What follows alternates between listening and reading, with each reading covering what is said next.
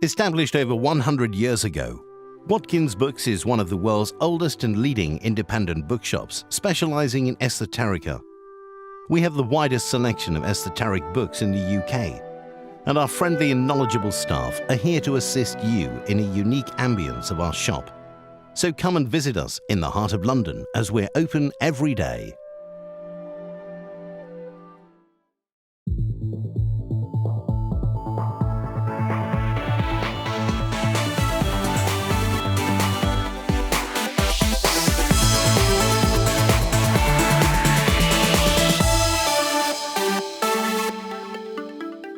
The comments and views expressed on The Moore Show are those of the people that make them and do not necessarily reflect the view of Kevin Moore, The Moore Show, or this radio station and its affiliate or sponsors. This show is for entertainment purposes only. Broadcasting from Amsterdam and across the world online. You're now watching The Moore Show and I'm your host, Kevin Moore. For the next hour, I'll be covering subjects that will open up your mind and provide you with information you may have never heard before. On today's show, I'm about to be joined with my guest, Bridget Nielsen. Now, Bridget is an author, artist, intuitive medium, adventurer, raw chef, and a new world eco-pioneer. Now, through imagination and creativity, she fuses her expressions to lead a life of joy and excitement. Now, one of her major life themes is to bridge and merge extraterrestrial beings with their human family. Now, as an initial stage of first contact, her primary focus since early 2012 has been to create digital platforms to spread global awareness and remembrance about hybrid children. Now, one of her great passions is connecting human parents with their hybrid children, created through the hybridization abduction program to bridge contact and galactic expansion on Earth. Bridget Nielsen, welcome to the show. Thank you. Thanks for having me. Thank you so much for coming on today. Thank you. It means a lot to get you on because I think what you do is pretty amazing, actually, what you do. And normally I'd get into that side a little bit further on in the interview, but I just want to start it off straight away. If you can just tell the audience what it is that you do. Oh gosh, what is it that I do? I do a lot of different things, but what you're probably pointing at is I connect with extraterrestrial beings and I connect with hybrid children, which are children that were created via the abduction programs, with human mothers, human parents, and then will eventually be reunited here on Earth. So that's probably what you're pointing at, right? That's exactly it. Yes. Thank you for just clearing that up. Yeah, just so we get to the point straight away. That's it. Okay. Now that's and you're quite, I don't know how old you are, but you seem very young to me for this work. Not that age is an issue, but I'm just saying you don't get, normally in this work, it's more of a mature clientele. Right. I think it's all the other lives that I've had doing, the witchy, clairvoyant, connective work that has then just kept going through this life. So I'm able to do it a little bit earlier and maybe not. It's all pre-developed a little bit more. I think it's great to have some young blood in this field, most definitely. So don't it's fantastic. It really is. I think it's needed, to be honest with you, as well, because I think gotta lighten it up. Well, yeah, I think there are always new ways of doing things. There's new energies coming in, and we'll get into that in the interview as well, just to show an example of that just in a bit. But before we do, I want to go to your dad, actually, and your mum. I think you had some pretty cool parents, and I think that helped you so much. I mean, obviously, you probably will believe, or it would be your truth that you chose each other, right? Yeah. But your dad, to me, just seems like, wow, that's a pretty cool to have that support there through dad, because he's pretty much pushed you, hasn't he, in a sense, or not pushed you, that's the wrong word, guided you, I would say. He totally has, and even just from following by example, he's been a great example just as a kind of spiritual seeker and, always pushing himself, evolving from when I was 3, when I was little, he was always pushing himself through different transformational avenues. And so I just kind of grew up in that thing where you're like, okay, you're always developing yourself, you're always expanding. And so that helped me just embed it and have an example of how to do that in my own life for myself. Yeah, I mean, your dad's, he's done a few past life regressions. Maybe it's just one, but I think he's done a few. And your mother as well.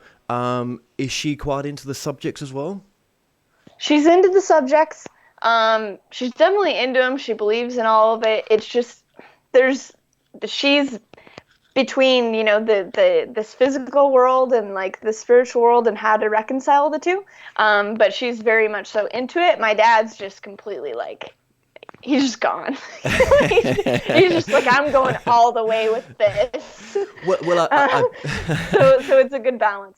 Absolutely, and I bet they're very, very proud of you and what you're doing.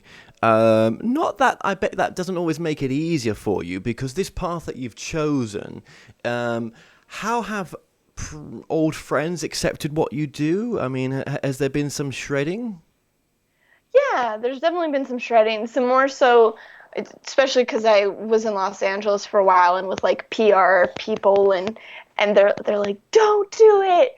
Like, you have the opportunity to kind of go into kind of the spiritual development world and be successful in that. And if you tie aliens to your name, especially alien abduction to your name, you can't erase that. It's going to take like a decade to erase that. And I just said I have to. And so it was a really big identity switch, and also not based on ego, because if anything, it's as you know, talking to like abductees and different like people in the ET world, you don't want to have this, as a part of your identity and like record.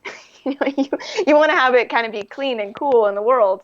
So it definitely is something to like gulp and go forward with and just own it and be really authentic and honest about it. Yes, that's so true. And you were based in LA at the time. I think there's something about, I mean, I've been to Los Angeles about 11 times. I'd like to go a bit more. I'd like to move to the States one day. But I think with LA, Sedona, New York, these are high energy centers. There's something about these areas. Yeah, absolutely. Los Angeles itself is a vortex. Yes. And that's why there's so much creativity and production that can come out of it, and at the same time so much like negativity and power at the same time, but anything's possible, and so you can just pick which area to go in. And so that's where I started my awakening, was in Los Angeles, and people wouldn't think that. They're like, LA traffic, and it's like, no, there's more to it. Why do you think that so much creativity, so much ingenuity is coming out of the city? That's right. There's some great channelers there as well, which you've met there, Bashar. And I got that right. Yes. I always get that, Bashar. Yeah. I always get the name wrong. Yeah, that's right. With Daryl Anker. I interviewed him recently. The interview's coming out pretty soon. A really nice guy. And yeah, there's good and bad in any place, isn't there? I think, in life, it's my philosophy that whatever you do, as long as it's not harming yourself or anybody else, get on with it. Do it. If that's what your calling is, that's what your joy in the moment is to do. And like yourself, I mean, that took a lot of balls to, go to move from Los Angeles to Sedona. And have I got it right? You went by yourself? You went, Yeah, I went by Wow. myself at first. And I was exploring also at the time Sedona and the different sacred sites. Like I was exploring the energy of Hawaii and Mount Shasta and going, okay, where am I meant to be? And what's my ultimate greater mission? Not just, in pastime when I'm meditating, but like full on life mission. And how do I set myself up in a way, in an environment that can support that and be a catalyst for my growth and to share and help in whatever way I can for humanity. Yeah, that's right. Well, I just think it takes a lot of guts to do that by yourself. But look where it's led you in a sense, which we'll get into as well. It has taken you on the right path. Sometimes you've got to take a risk for some new doors to open. And I can only say that from myself, leaving the UK, moving to Amsterdam, which, all right, I could go back tomorrow. It's not very far away. But I know it's prepping me for when I do go further, that it is a bit more of a, oh, no, you can't go back straight away right now, Kev. It's a little bit longer to do that. So, and I think sometimes when we go with intuition, go with our gut feeling, it never lets us down. It may seem as though it's it was the worst decision to begin with, but in the long term, you get to realize that actually it was the best thing you've done. Absolutely, absolutely. And it's just a small step at a time. I mean, I lived in Paris and Switzerland when I was 19 for school. So I had lived abroad a lot and traveled a lot. So doing things on my own and kind of taking big physical leaps forward wasn't completely new. But I mean, leaving civilization, I mean, Sedona, you're kind of in the middle of nowhere. So it's more so leaving the comfort of social society and going into the wild of yourself and the wild of nature that's like, it's a new reflection, new mirror going on. Yes, absolutely. But you're still connected to the world. You've still got the internet, and you've met your partner there as well. Yeah. Yes. Yeah. Yes. Absolutely. Yeah. Yes. And he just appeared in Sedona, and it worked out. there he was. He was waiting for you all the time. It just goes to show when you take that risk, doors open. That's what I'm saying. Absolutely. Yeah. Okay. When you got to meet Daryl Anker, a message was given. I really want to play a clip of the message, but I guess we've got a little bit of time. We could just play that now, just very, very quickly. Just a real short snippet of it, just to prove that you were this message did take place. Okay. Yeah. Excited about this. As are we. Perfect. Yes, it is. Okay, I have a few questions. So, Yes. One of my questions is, there are, as you've said, 5 hybrid races. Yes. But that you've talked briefly on one of your transmissions about a 6th that doesn't have a necessary civilization because they're the Wanderers, or meant... No.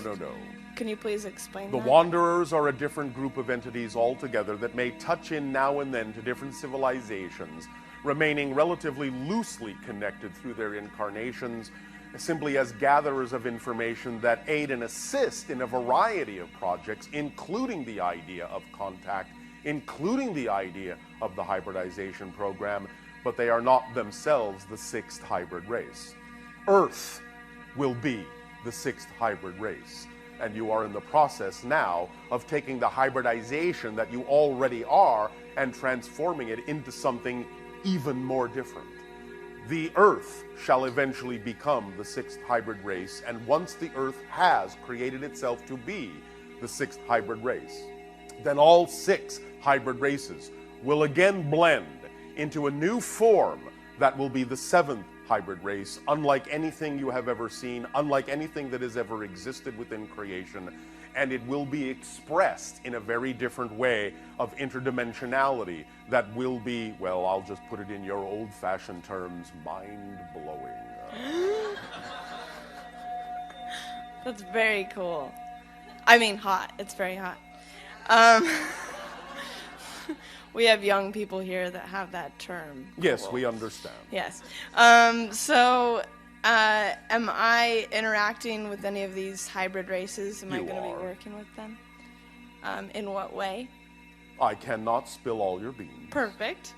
But you will find that you have some connection to the children, to some degree, that will be returned to your planet, eventually, and take up residence in certain enclaves that will be safe places for them to acclimatize to your reality and allow your reality to get used to them as well.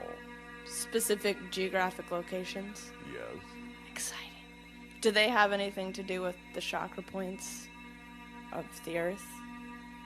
In some senses, you will find that the vibrations that exist in those vortices you call chakra points upon the Earth are that which will allow for certain balances to occur in the overall vibration of your planet that will allow for easier acclimatization of the hybrid children to your world.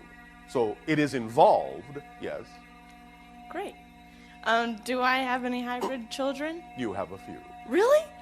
Can I know anything more about them? You can. What can I know? Why not ask them? I will. I will continue to. I have. Allow yourself to go into now meditations. Understand that the beginning of this process we have initiated this day of your time will aid and assist in the acceleration of energy on your planet in a very specific frequency that will make it much easier for all of you when you go into the proper state that is representative of your excitement, of your balance, of your peace, to allow you to perceive and receive and experience greater forms of contact between the hybrid children, between other civilizations and yourself. This declaration's vibration is specifically tuned to be capable of increasing your ability to be a receiving antenna for the particular frequencies that are germane to the idea of contact in all its forms. So, take advantage of that. Ride that wave. Be in that state. Even reading the declaration to yourself, going into a meditative state after reading it will put you at the proper frequency domain to receive more communication, more understanding, and more awareness of all the different phases that are involved in contact. Yes? Thank you for that Yes. permission slip. Yes. So that we've heard the message there, very, very briefly it was. That must have been life-changing to get that. Because, I mean, for those who don't know Daryl, he is pretty amazing what he does. I mean, the information that comes through, it's pretty good stuff, isn't it, as the channels go? Absolutely. I think the Bashar is like the top clean channel that there is. So I think that he's wonderful. Yeah. But you also channel yourself. You have this ability. When did that ability for you open up? When did you give yourself the permission to do that? I really gave myself the permission. I mean, being in Los Angeles, you're with every woo-woo new age possibility in the world. So I just started going to all different kinds of like courses to learn all these different modalities. And I soon realized that this is something that just comes naturally to me, as well as kind of like our generation of indigos and starseeds. It's just their natural abilities. And then also, like I said, the more that I connected into these past lives that I have, simultaneous lives, the gifts just started to come. But I really worked on it, for quite a few years in different segments that weren't extraterrestrial related at all. They were very much so, connecting to angels or your higher self or these other lives or different things. And then eventually at the end of that road, a lot of people end up extraterrestrials, the thing the most. Absolutely. Now, thank you for that. Now, with your channeling as well, is it something? Is that how you would bring forth your information when you're with clients, in a sense? Yes. I always like to. I do relay channeling, which means that I'm like receiving the message, and then I'm still conscious. I'm not. I don't necessarily push my conscious self aside, like other kinds of channeling, and then I relay the message to them.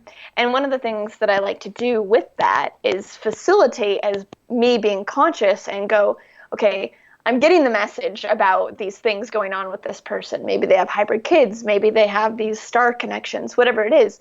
But then to pose it to them, to say, well, what do you feel? Because realistically, and the best way to go about it is to empower the person and to show them that they know themselves, and they're just waiting for the reflection from me. So I like to kind of like coax that out of them and have them come to the realization themselves, and then I can relay and support what I have also heard, seen, felt from my channels. So that's the way that I like to do it, to not just kind of put the power into someone else's hands and have kind of the guru-teacher complex, but to really have it be an engaging, empowering experience. I think that's so important, and for you to have come to that realization to do it that way is a great way to do it. You're giving power back to the client. I also, at the beginning of this interview, talked about, you being, younger than some of the other people I get on, and that there's a shift taking place. And what I meant by that is in the sense that when you do the channeling as well, you're very much, as you say, a conscious channel. And I think, to be honest, that's a really difficult way of channeling. I think it's it's the newer way of doing it, to be conscious and present, and to allow it to flow through your higher self, if you disagree with me, just tell me. But I think that's really difficult. But I think that's the new empowered way that channelers like yourself are using that form to bring information through. Yeah, I would say that it is challenging, and it's challenging because as the channel have to be as clean of a vessel as possible, and also, like moving the ego out of the way, moving and which I have experienced and kind of had practice through such things as mediumship. Like in mediumship, I mean, I guess, yeah, a person can also like leave, the channel can leave, and then the spirit can come through. So I guess you could do it that way too, but it's these moments where you're going, this is crazy what I'm about to say to them. And then you say it and they're like, oh, that's what I was feeling. That's what I knew happened. And then it's really empowering because it's like, oh yeah. And once this happens again and again, you're like, okay, this is real information because that's exactly what they were experiencing. Well, I can, yeah. Now, everything you've said there, I can actually sympathise with. When I say sympathise, I don't mean poor Bridget. But what I'm saying is, to what you've just said there, in the sense of, oh my God, am I making this up? Is this real? What is this? I mean, am I about to just seem a bit of an idiot in front of these people because the ego gets in the way? But when you do say these things, it resonates with them. I mean, you can't make that up. You can't. But even though you feel that way, you still are questioning it, because otherwise you wouldn't be saying these things to me. So maybe that's a good thing that you do question it, because it just makes sure you are centered and that you're just doing it for the right reasons. Absolutely. I think it's good to keep healthy skepticism with everything all along the way, to like always be able to, like even with what I'm doing with the hybrids, to always be able to be flexible and to have that whole story maybe need to change once new information comes in. I mean, I've trust myself up to this point, and things can always change. And so just leaving that room for flexibility, leaving room for skepticism, is going to be the best way to stay clean. And the ego doesn't like it, but it's just the best way to be as authentic and clear as possible. So when I spoke to James Van Prague the other day, I was talking about channeling with him, and he said to me, well, I think it's just a lazy way of mediumship. And I was thinking about it, afterwards, because I didn't push him. Not that I couldn't not have done it. Of course I could have done it, but I was just, he sort of put me on a back foot, really, after saying that. And I just think that's his truth. It's not my truth, but, this is how some people in the field see it. Yeah. Some people hate the word channeling. I mean, I'm kind of a little sick of it myself. Just over time, especially, the thing that I'm most interested in is, again, my own conscious development. And the thing is the more that you can be conscious in this reality and then bring through other realities and your higher self and like all of these connections, that's powerful and that's challenging to do simultaneously. And so I really feel like the channeling, in some cases, not saying in all cases, because in some cases, say like with Daryl, he's just brilliant at it, so go for it. But I think there's something special about being able to develop yourself to be able to hold a high enough frequency to stay conscious and work through it. And that's just my thing. Like, I'm just really interested in my own development and experiencing it in that way. And to something about Daryl as well, which he mentioned on the show, which was a surprise to me, is that he is quite conscious in the channeling, more than he's perceived on some documentaries. And also, I forgot what I was going to say. This is great. He was conscious in it, and I can't remember. It's gone. It don't matter. But there was something. It'll come to me in a minute. It really will. But there was some things that he said were like, "Oh, that was it as well." That he feels that Bashar is a collective group. Yeah. Is that is that what you connect to, a collective group in a sense, do you think? Oh gosh, it's always different. I mean, like the thing that I feel when I'm doing different connections with, say, like a client, is there's everything at once. So I'm like, okay, There could be a hybrid kid right here. There could be a Syrian right here. There could be this other life. I can feel this block that they've got in their own consciousness. So I'm like perceiving a lot of different things at once. And so it's just a matter of kind of what's the most relevant to come forward. And so who I'm connecting to all the time is always different depending on the client. Now I've got like my buddies, like my guides and connections that have a certain frequency that continuously come through. But for the most part, when I'm working with someone, it's always new.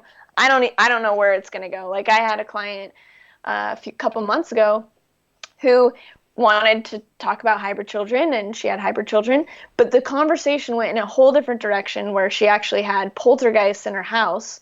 So we were talking about why that came about. And by the end of the conversation, we realized that her property was where the Salem witch trials occurred. Right, and then it got even crazier because she was one of them. And so in another life, she kind of came back in this life to reconcile and to really clean up that karma, that energy. So all of a sudden, it becomes this other life poltergeist alien. Isn't that amazing that she was being haunted? Was there some activity in the house then? Well, there was activity in the house. They weren't doing anything mean or anything, but she wanted to sell the house. And I said, you're not going to be able to sell it because there's unfinished business. So let's look at that if you really do want to sell it. Incredible. And then the story came about because they weren't, a lot of the times, spirits will be calm as long as the person is it's staying consistent and nothing's changing. But when it started to just all of a sudden like she's moving, then the activity started to rear its head because these spirits didn't feel safe anymore and they didn't want that to happen because the business wasn't finished. And I wonder as well if those spirits that were in that house had a past life connection to her. There was a past life aspect of her, and that's why they resonated with her. Had anyone else got in that house, there would have been no resonation in a sense, and she wouldn't have been having that activity. I don't know. I mean, just who knows? I completely agree. Yeah, because they felt safe, and that's one of the things too is they want to feel safe because they're confused and they haven't fully transitioned and all these things happening. So I completely agree. Yeah. Interesting, very interesting. Okay, off key a bit, but very interesting. Well, it's not. It's all connected, and everything's consciousness, isn't it? In a sense. Now, getting to the hybrid children as well.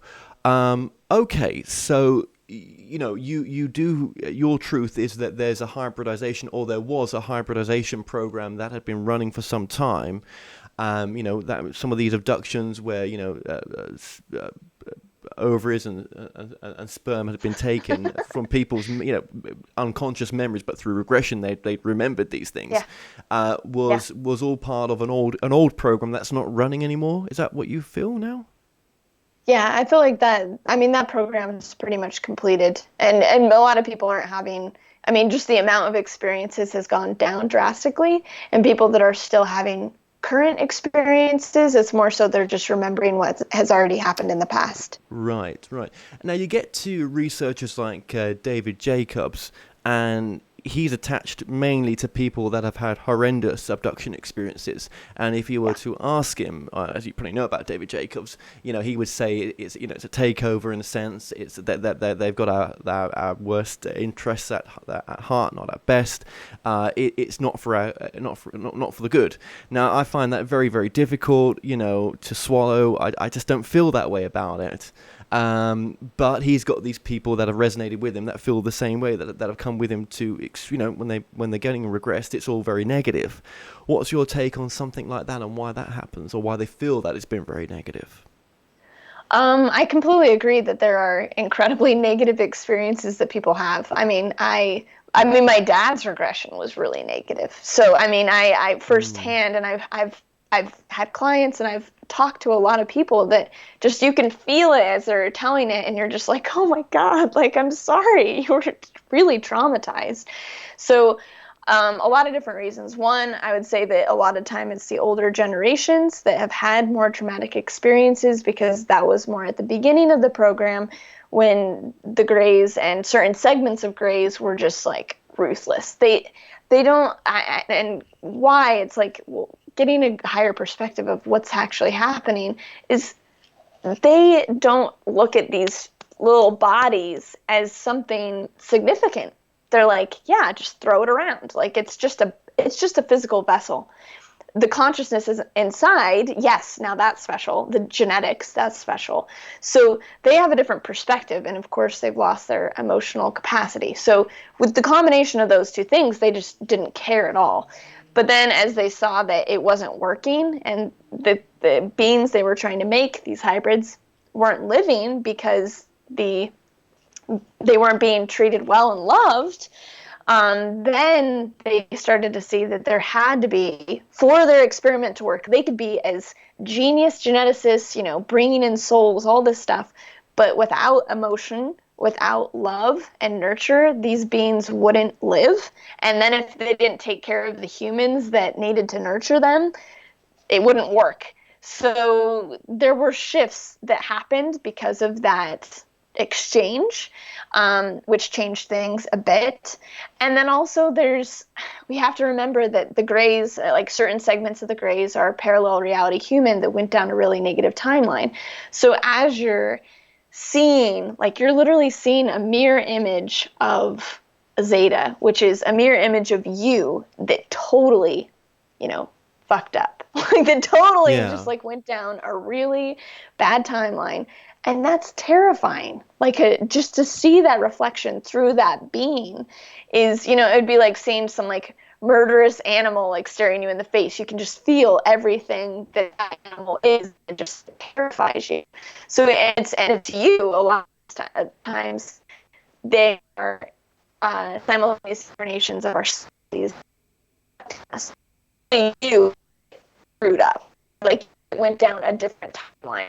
And can be terrifying. So a lot of different reasons why it can be traumatic, and like really going back and seeing the greater perspective of here, little like in the picture, highly significant. Just holding both of those things simultaneously is an important perspective. Absolutely. Now we did just have a little bit of break up there, so I'm sorry if we've just lost the signal a little bit. I think I've got the gist of what you were saying there as well. That's incredible. So what you're saying is that that was doing the abductions was from some alternative timeline coming back to try to change the course that we were or have been going on. Okay. And when we talk about abductions, some people have come on the show to say that actually it's not a physical abduction; it's an abduction of the consciousness, not a physical abduction. What do you think about that? I think it would be a mix. I mean, it's very physical. Like, I mean, even just the memories and the experiences, it's like it's in the cells, it's in the body. Like even during my regressions and stuff, it was excruciatingly physically painful. So the thing about it is that what the Greys are also doing is they exist in a higher dimensional realm that seems very etheric, that seems very just energetic. And so it doesn't seem as physical to us because it seems like dream world. Yeah. So part of it might just be also just a different kind of reality that we're not used to that seems more energetic, which it is, and it's yet also quite physical. So it's more of a quasi-physical experience. So I would say that it would be both, depending on the situation. Okay. Now, why are they creating a hybrid race, and just what is the purpose of the program, very briefly then? We might have answered some of this already. Yeah, so they created 5 different programs. The idea is that they had kind of extinct themselves. They could no longer genetically reproduce. They were screwed, their race. And so they wanted to come back to another version of themselves to take clean genetics before it was too genetically modified. Interesting timing, right? It was like in the time span that they were taking us, it was right before too much genetic modification has happened within our genetics, from foods and also just from different medical procedures and stuff in humanity. So you can see that there was like a opening right there for them to kind of come back and get that. Now then they perpetuated their race through our genetics, which is their genetics in a way, through creating 5 different hybrid races, one of which is Bashar's, so like that civilization that Daryl channels. And then they have become their own civilizations and exist and have lived for thousands of years because time is very different. Now, the hybrids that I'm connected to are more of the hybrid freelancers, what they're called, who actually are going to, it's a small group that are going to come back to Earth. And really what they are is bridges to the stars, bridges to our greater cosmic self, to our galactic family.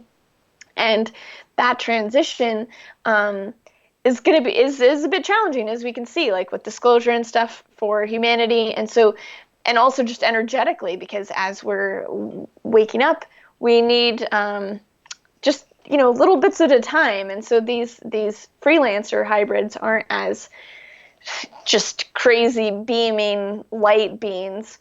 They're really bright, but they're just going to help us assimilate, help us get ready for greater contact with these higher dimensional beings.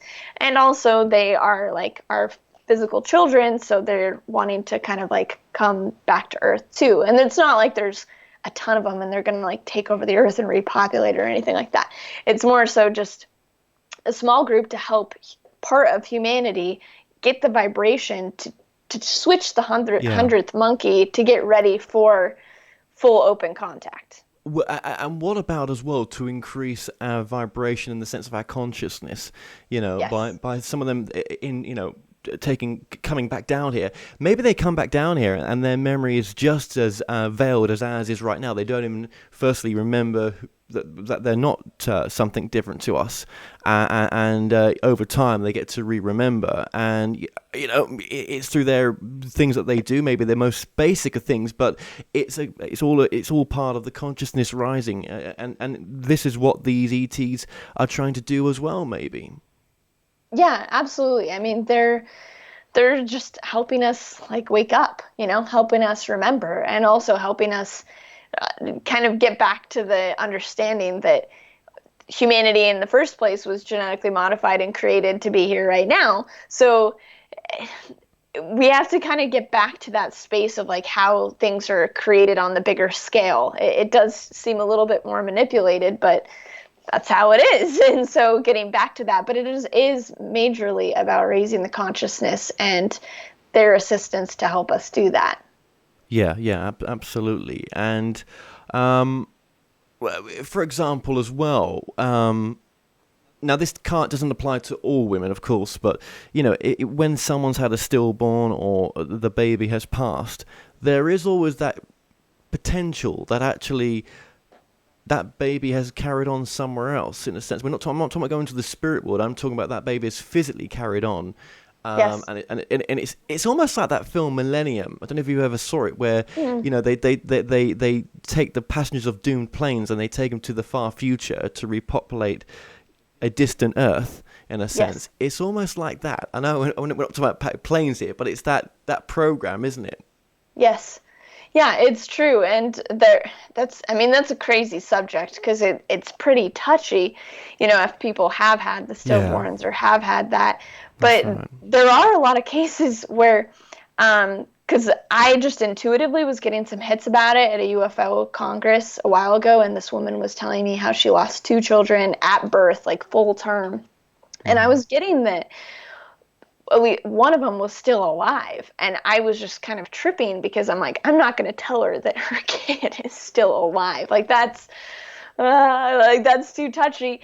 So I went over to Barbara Lamb, who's she's done ET regression since the 90s, so she's really versed in doing tons of this stuff. And I said to her, is it possible that at birth, like sometimes they take the kid and put him into the program and stuff? And she goes, oh yeah, all the time. And it just like completely nonchalant. And the lady was standing there, and the lady just like starts bawling and is just going, oh, oh my gosh. And so I thought that that was really profound. And since then, actually, one of my good friends in town had the exact same thing happen. I, like, went full term, really good friend of mine, and we've kind of figured out that her kid is still alive out there. So it's pretty trippy. Not that everyone that has had that happen, it's like, oh yay, my kid's still alive, but that was part of the program, even though it is pretty sad and weird and creepy.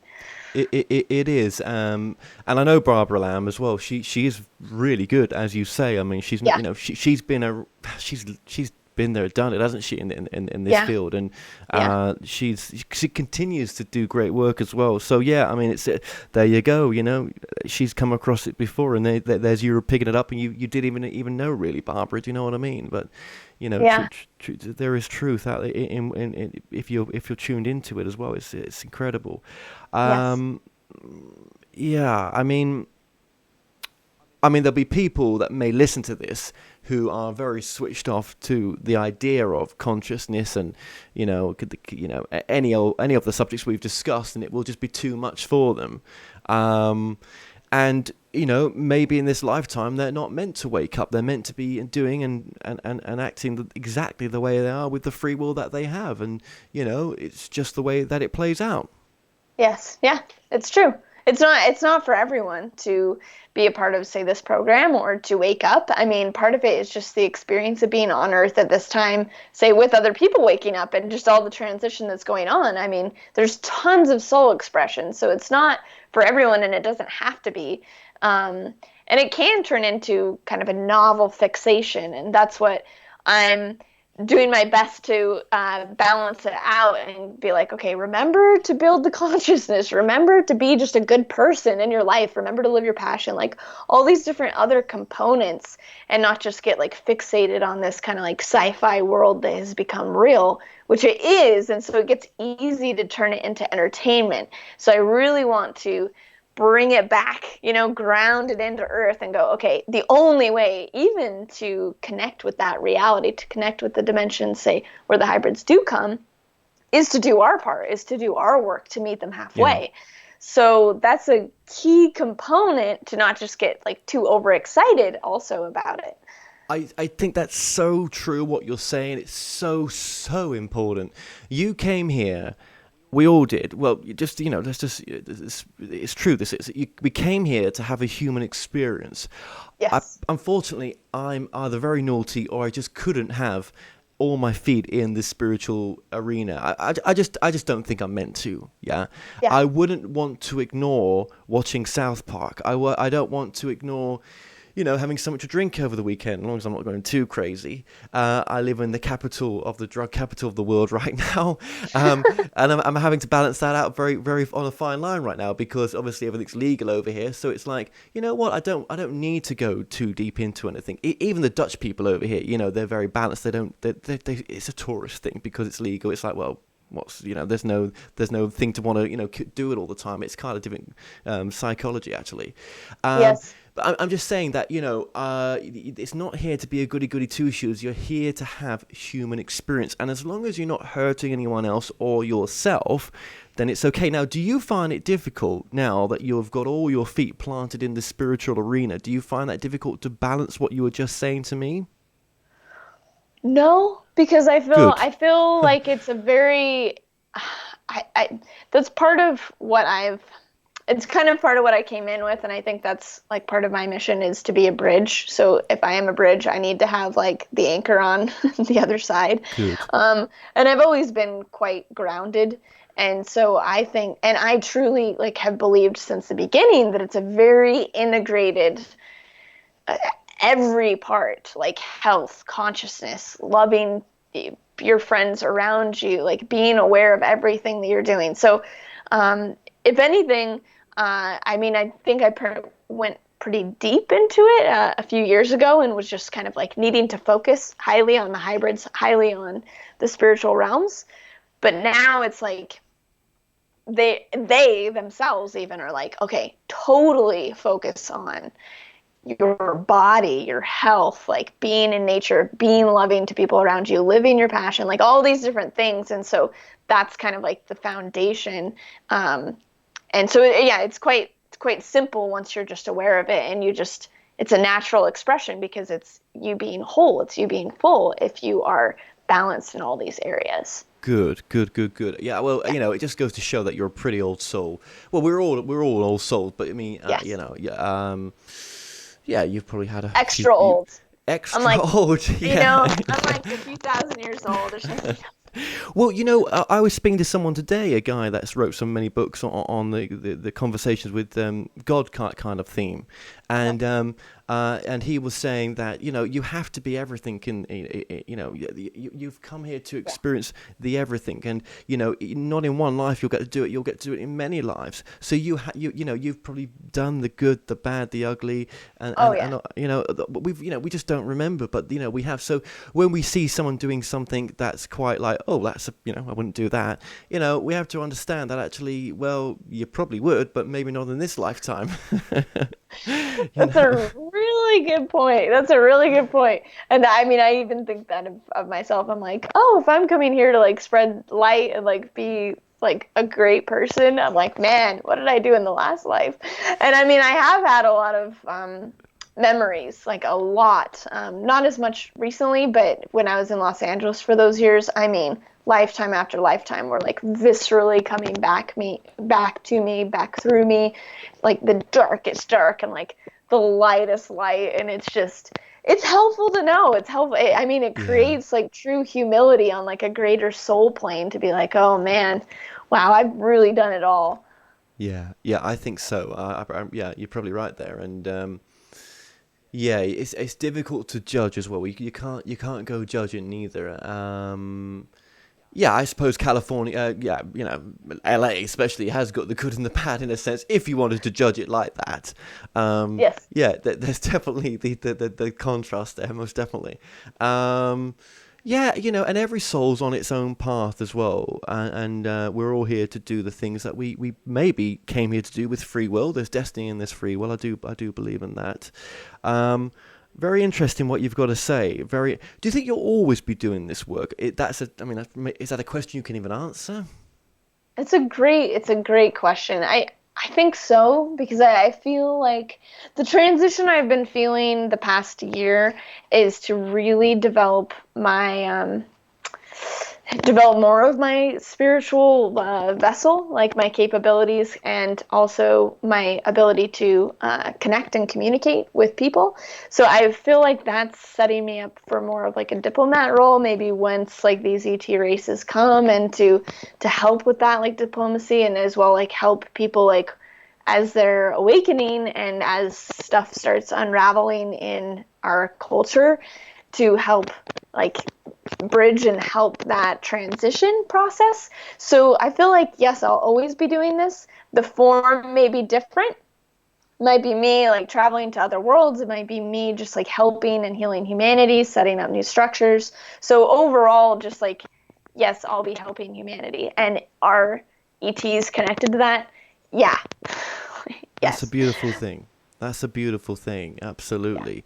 Yeah. And I suppose, I think you're quite open to the fact that there may be a few surprises on the way, good surprises, but just twists and turns that you couldn't even foresee right now. Yeah, I mean, I can feel it, and yet it's like, wow, I probably have no idea. But I mean, there's gonna be, the thing is things have to unravel, things have to break down for new things to grow, and that's okay. And I think that's the big thing, is to go, it's okay when things are falling apart, because when they fall apart and it's like all there are like ashes and just our egos are wiped and like what we believed is completely changed and shifted, then from that place like the phoenix can truly rise and we can truly be who we are. Because right now, even they're false structures, they're false identities, as we're living as this culture. So it's okay for it to bust up, and then come back together in a better way. Yeah, and I don't think you're all about, you've not come on this show, I have to say this for you, you've not come on this show to get likes and subscribers and all their own, and that. I mean, yeah, you are, this is a business in a sense. It has to be because, you've got to provide a roof over your head. You've got to keep readings coming in. So I would do the same as you. I would get on talk shows, one, because I'd love to spread the word of what I do, but two, to just promote what I do as well. So there's, that's just how this reality works. And anyone that's got a problem with that, well, I think you need to judge yourself first.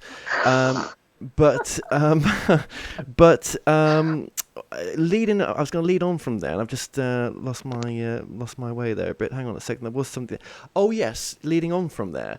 Do you feel that you've kind of gone from this perspective in a way that because you're not trying to build those likes and subscribers up, so it's in a sense, build it and they will come, and that's kind of what you've done. You've not gone out there to build massive followings. You've just said, right, they're going to come because this is my message and this is what I do, and it will attract the right people that need my help. Yeah. Great point. I mean, let's be real. I made my first YouTube video because I knew that if I disclosed in myself of what I was experiencing, say with ETs, then if I disclosed in myself as a microcosm of the greater macro, then maybe that would help the governments disclose. And so I was like, what can I do to help awaken other people, help awaken the world, help awaken the governments? And I was like, well, I can express and disclose myself. So the only reason I posted my first YouTube video was for pure vulnerable authenticity and disclosure.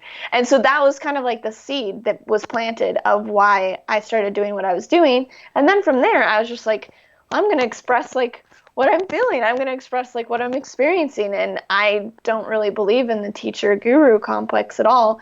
And so it's just a matter of sharing and getting the reflections from like fellow humanity. So I've really enjoyed that. And then everything else that I do, even the different adventures we do around the world, or we do those kinds of things too. All those things, it's like, I don't know if anyone will come, but I want to go swim with dolphins in Hawaii, so if anyone wants to come, you can come. And then it's like, oh, people do. So my thing is to surrender it and just say, okay, this is what I love. If anyone wants to come like play with me, or we can like have a conversation, I'm interested. Yeah, that's beautiful. That's beautiful. And leading on from there as well. Now, I remember when I once tried to get on Eckhart Tolle for an interview, and his people said to me, it was on the lines of, well, he's just turned down the Radio Times, so why should he go on your show? And also, you've covered a few conspiracy shows, ufology shows, so he can't mix his message with that. I never got to speak to him. This was his people back then. Now, whether that still is the same, I don't know. But this is what it's like when you get the bigger name people. Yeah. It's all about, why would you want to go to, if you were him, to the Radio Times? It would be the wrong people anyway. This is what the people that are in charge of him don't, at the time or even now, don't realize that you can't put that message on the Radio Times. It's not going to resonate anyway. It's about getting to the right audience, which is what alternative media tries to do compared to mainstream media. Who else was a bit like that? There was a few else. Oh yeah. There was what's his name? Stephen Greer. Yeah, his people were all about the figures as well. How many viewers have you got? What's your listenership? Blah de blah de blah. And I sent all the information in, and it was I heard nothing back again, and I'm thinking, hang on a minute, these are not the people that I thought they were. Yes, they're doing some great work out there, but it's all from that basis of how can I get on the larger audience. I'd love to meet Stephen Greer face to face just to say to him, you bugger, you've turned me down for an interview, how dare you? But it would have been beautiful to get him on. I don't want to waste his time. If he felt that I was too small in that sense to get to reach any audience, well, that's fair enough. But then I saw other shows that he'd gone on recently that were tinier than me. I'm like, well, they must have bullshitted their way into some figures. But I thought, no, just be honest. But my point is, it's when you get out there and you meet the greater people that are doing some great. I'm not Stephen Greer. I love Stephen. I think he's doing some great work. I don't like the people that are in charge of him in that sense. And for some of the others, it's tough, isn't it? Because in this arena, you may find it's tough to mix with others sometimes. That's why I was saying to you, you've got to build it up authentically yourself. Open them, they will come, kind of thing. Yeah, that whole world, it's really, I'm getting into it quite deep now because there was a big, I guess, what would you call it? A big Daily Mail article from actually your homeland that was really mean towards me and actually one of my good friends about all that we're doing. Oh, and so yeah, right, okay, yeah. Through that, I've gotten maybe 30 interview requests from big people. I mean, like History Channel, MTV, huge publications here, there. And I didn't reply to any of them because I knew that what they were after was like the story was like, there's this weird slithery energy. And then two people out of that 30, which both of them didn't know about the Daily Mail article, you and these other awesome guys from the UK offered me interviews, and I didn't know that you guys didn't know. And I just felt you have to use intuition. And so there is something about like numbers. I mean, but then at the same time, it really comes down to intuition and alignment, because even if that person, say, like has no viewers or no subscribers or anything, just like a very small amount, if there's an intuitive pull to have the conversation, something will come from it. Like even just the conversation itself is valuable in and of itself. So for me, I've been playing with that. I'm like, okay, how do I do it? And the only way I've been able to do it is intuition, because a lot of people with this subject want to just completely skew it and use it. And so thank you for not doing that. I'm like skeptical. I go on. I'm like, oh, he's fine. Okay, great. He passes. He's okay. Yeah, go on. We'll do it. Yeah. Yeah. That's right. No, I don't want to skew it. I mean, look. The thing is, right. I'm about to do a very different type of talk show that I've not even told my followers about yet. I'll say it here. I'm about to start a talk show that's very much a Howard Stern type talk show. Now, if you've come across Howard Stern before, right, it's quite controversial. Now, there's many reasons why I'm doing that. I'm going to release a vlog soon. There's many reasons why I've moved to Amsterdam. And the reason I say this now is that, yeah, I may be doing this show and I'll never not do it, but there's another part of me that's going to be completely opposite to that. It doesn't mean that's the real me. It's just something I want to do. So you can be quite alternative with a Howard Stern type show and still do this. I kind of guess that's what I'm saying. Or I've just landed myself right in the deep end there and people are going, he's doing what? But no, I've got nothing to hide anymore. There's, there's a few vlogs I'm bringing out soon. Like I say, that's going to exactly explain what I'm doing. But, we're all here to do what we're here to do, and I could never take these subjects and do damage to them. Do you know what I mean? Because for you coming on, it means too much for me, and they need to be represented in the right way. But that doesn't mean I don't have my feet in another arena doing something completely different as well. I suppose that's my point in one way as well.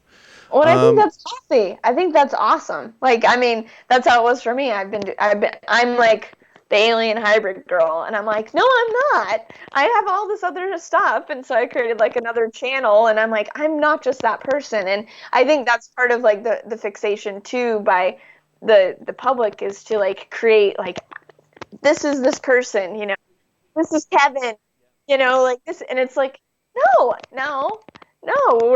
we're more versatile than that. We're always changing, and to leave room for flexibility. And then for us ourselves to be like, we're going to do this, you're going to do the Howard Stern show. But as well, the reason I say that as well in this moment now is honesty. I think if you can show honesty in an interview, it allows other people watching this back to be honest about something else that they've not been honest about within themselves. Yeah. Because there's a lot of bullshit around, and actually it doesn't need to be like that. Honest is the best way forward. Isn't that the only thing we really need to do at this point? Like all of the world's challenges come from dishonesty, inauthenticity, not secrecy. And it's like, if we just told all of our secrets and were honest from an authentic and vulnerable place, the world would completely change. And so if we can just do that individually, that's all that matters. And it doesn't matter what the actual content is. It doesn't matter what the material it is. It doesn't matter what you're saying. It just matters that that's where it's coming from within you. Yeah, I mean, the only thing I couldn't do, like Howard Stern, is it's quite nasty to people sometimes. I couldn't do that. I don't ever say go out there and copy someone like Larry King or Harry. You've got to be your own person. I'm just saying the ideas behind some of that stuff. That's all. But I think doing this, I've done, being many years in doing these spiritual interviews, it's changed me in a way that I can never not be a certain person. Do you know what I mean? And Yes. and I think that's what, re-remembering who you truly are does. And I think having these, gaining some spiritual basis for yourself only helps you to take it into whatever working field that you're in as well. Yeah. It applies to everything. It does. No, yeah, absolutely. It does. The way you treat yourself and other people is so important. It really is. And I think you can be an expression in the workplace, no matter what workplace it is, of just coming from a different space. Okay. Well, there's so much I haven't yet asked you or didn't get to ask you. Do you know, I actually wanted to do a different type of interview with you in one sense, because I know you've done a lot of the same interviews. I'm pretty sure that's probably how they've been in a sense, because that's just how it is. What would you say we missed out? That's something that you may want to talk about as well in this field. In the field of aliens, or in the field of what? Whatever it is, in the field of aliens or whatever it may be. I would just say it would be more of like the human Earth element, which I'm just as big a fan of as we've been saying in this conversation, and just utilizing one of my big passions is utilizing different sacred Earth sites to expand consciousness, using health to expand consciousness.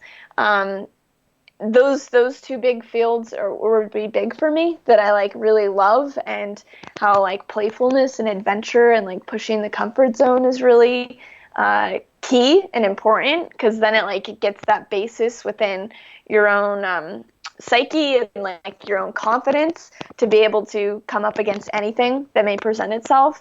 So those are some areas that I love, and we could talk about at some point. Absolutely. Now, do you think that you're being watched or you're being monitored at all by some other race? Oh, by some other race? Yeah. I thought you were going to say by the military or something. Oh, no. Well, you never know. But I mean, by some other ET race. Yeah, I mean, do you think you're of interest? Yeah, I get that feeling that you are. Do you know that? Yeah. I've had interesting experiences where I'm just okay, this is a private moment, and then it's I'm totally being watched. They're a set. They're oh, okay, yeah. So definitely, there's definitely a lot of beings watching me, and sometimes I almost feel bad when I'm not, say, perfect, 100% conscious and wonderful, because watching some, funny trash comedy or something like that, and I'm I know they're watching me right now, and they're all right, yeah, humans aren't quite ready. Remember though, Bridget, you're here to have an earthly experience as well. Exactly. Yeah, we were speaking about before. Yes, and having fun and doing that, and so that's a big part of what I'm just gonna be who I am, and that's part of what they want to monitor is this certain expression. So yeah, I definitely think I'm being monitored. And also just these other incarnations that I've had that are existing at the same time, they're watching over me and assisting me as they're assisting all of us, whether we're conscious of it or not. There's wonderful, benevolent beings supporting us. Absolutely. Now, if someone's interested in getting a reading with yourself, now that can be done internationally as well over Skype. It's not just in person. Yeah. Skype all around the world. Mm-hmm. Okay, so just for a reading with yourself, what type of readings are there, and what could people expect? Well, there's kind of like what I was saying earlier in the call, I mean, you can set an intention to go in a certain direction. It might go a different direction. So it could be anything connected with extraterrestrials, hybrid kids, any kinds of dream experiences or questions about your own connection to these types of programs or these experiences. So we can go into those. And then I can do any other kind of session. So it's whether it's like other lives, healing ancestries, working with that, health, all these different subjects. So those are the primary ones, and it would just be kind of what I explained earlier, the like relay channeling and getting to like the heart of what is going on and just bringing consciousness to it. So that would be those, and then in person, the best way to do it in person, because I am busy, is through these retreats that I give all around the world.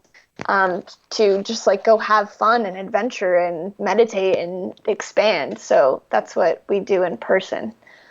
Beautiful, beautiful. Okay, yeah. So, and that's all available through your website as well, which is? BridgetNielsen.com, which I'm sure that you'll have the spelling somewhere.